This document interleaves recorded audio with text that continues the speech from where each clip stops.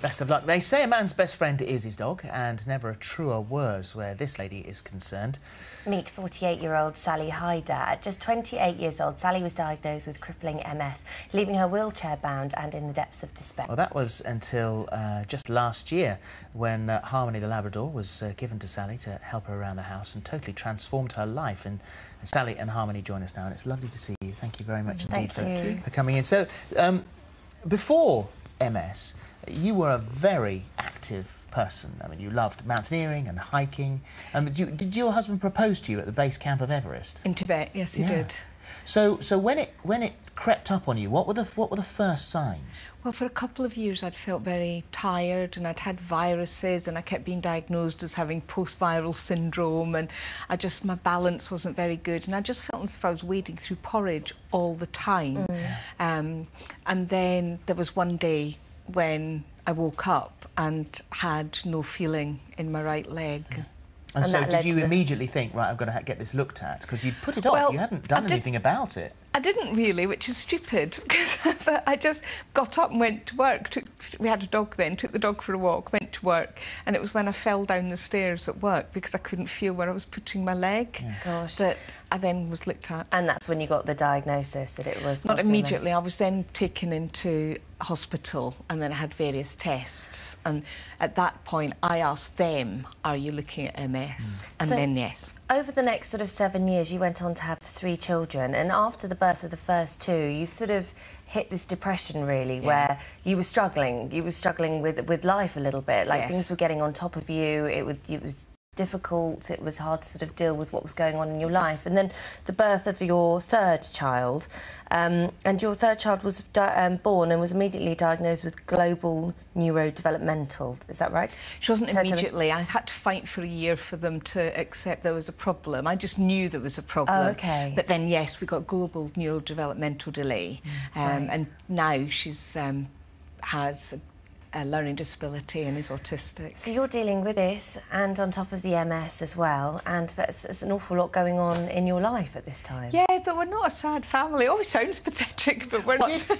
Before, no, you're not a sad family, but it did drive you to you had said, you know, I could chuck myself off a bridge here. Yes. You did. So it postnatal depression really did bring it down. So the postnatal depression, the MS, looking as Holly said, looking after a daughter who has learning disabilities and needs extra help. Yes. You say that one day you woke up and the sun had gone out. Yes, it was dark.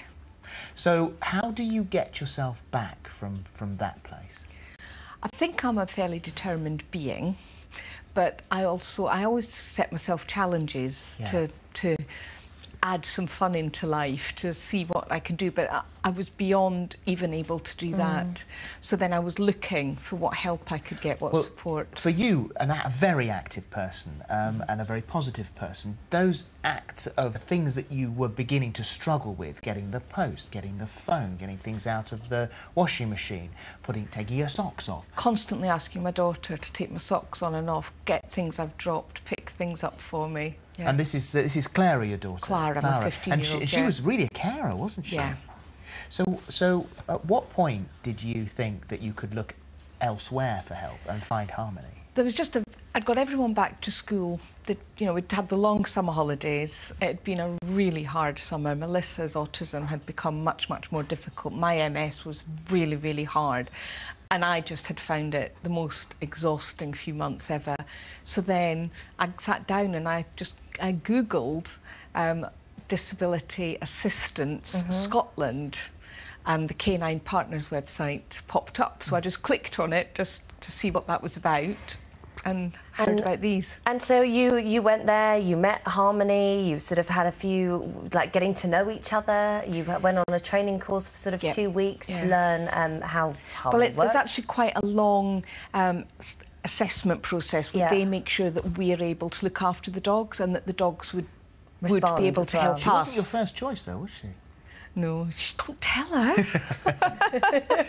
No, well, it was because Harmony has 2 characters. Like a lot of the assistants dogs do. I thought I'd liked another dog because I'd seen a bit of character, but I'd only seen Harmony working. But when, on an assessment day, I took her out on exercise and I discovered how much she loved just sniffing and running around in the field, I thought, so what was it like when you got her home? How quickly could you train her up to be not just a member of the family, but also your assistant? Well, she's already, because she's done her advanced training, she already knows the tasks, and I'd had 2 weeks at the centre with her. But then when we came home, of course, it's a different home, and suddenly, instead of a few items of wet washing, you've got a whole wash, and then a second wash, and she's going, excuse me. But very quickly, I mean, she was marvellous. She adapted to us very, very quickly. We've got some footage of the things that she's done already today. So here's the first one, and this is her getting the washing out of the machine, which she does for you, and brings that over. And then we've got then of course when the post arrives, she will go and fetch the post for you and bring you the paper, bring that over. We've obviously made this a much shorter area because of the studio, but she'll do this in your own house, of course.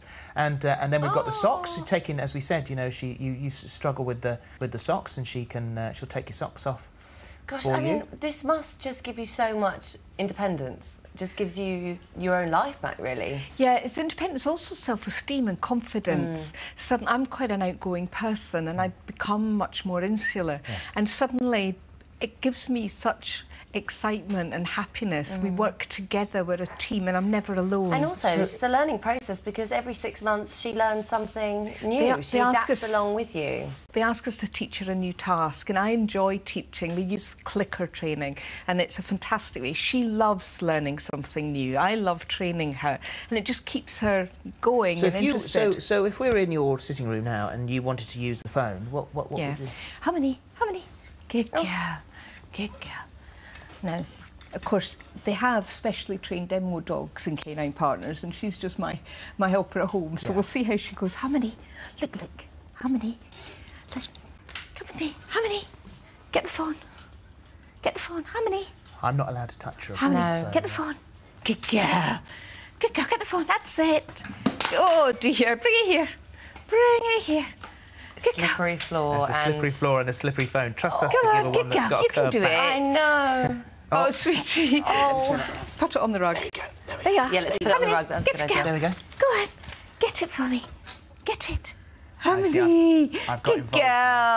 Well that's it. Well done, sweetheart. Good girl. And as you say, this is a very, very unusual environment for her to be in. But also, you in the snow, you tipped up in your chair. Well, I was in a disability scooter, and I, you know, as one shouldn't do, tried to go down a very icy slope and lost control, and so I ended up flying down the slope and tipping out of my scooter and hitting a stone wall and knocking myself out.